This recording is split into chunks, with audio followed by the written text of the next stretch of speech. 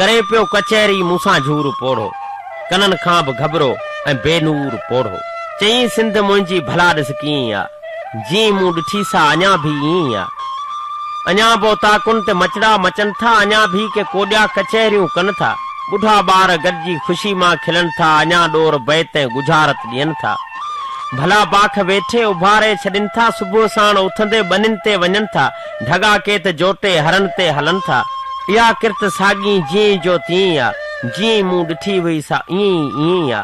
चयमि तंहिंखे बाबा ओताकूं किथे आहिनि, चयमि तंहिंखे बाबा ओताकूं किथे आहिनि, उहे सिंध जूं हाण हाकूं किथे आहिनि। भला भोग ख़ुशियूं मज़ाकूं किथे आहिनि, अचनि जेके खिलंदे से बाखूं किथे आहिनि। रहियूं ॾोर बैतनि जूं साखूं किथे आहिनि, ढगा हर पञारियूं से जाटूं किथे आहिनि। बनियूं पिहा से थाकूं किथे आहिनि, उहा किरत से हलाखियूं किथे आहिनि। बणी सिंध तुंहिंजी बदन झूर जीअं आ, चई छा चवां सिंध तुंहिंजी त कीअं आ, जीअं तो ॾिठी सा रही न तीअं आ। चयाई भला खाज खबड़नि में पेरूं बि आहिनि, मिठा तू त गिदरा ऐं ॿेरियूं बि आहिनि। झलिया किरड़ लाल डोरा बि हूंदा, मखण खीर ॾुध ऐं के धौरा बि हूंदा।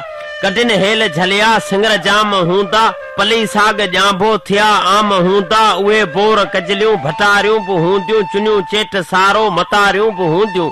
मटर ऐं चणनि जूं के ॾोरियूं बि हूंदियूं, ॾियारियूं ऐं ईदूं से थधड़ियूं बि हूंदियूं।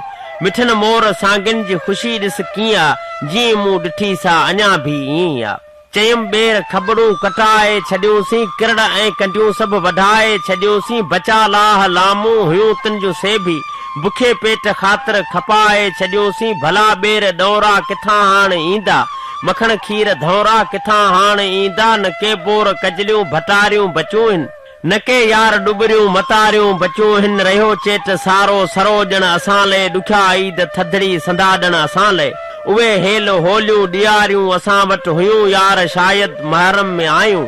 सॼो साल वरसियूं पिया था मल्हायूं, नसीबनि जे लाशनि ते नुंहां था ॻायूं। हिते हाण पंहिंजी ख़ुशी बसि ईअं आ, जा तो ई ॾिठी सा रही न तीअं आ। बणी सिंध पंहिंजी बदन झूर जीअं आ, चई छा चवां सिंध तुंहिंजी त कीअं आ, चई छा चवां सिंध तुंहिंजी त कीअं आ।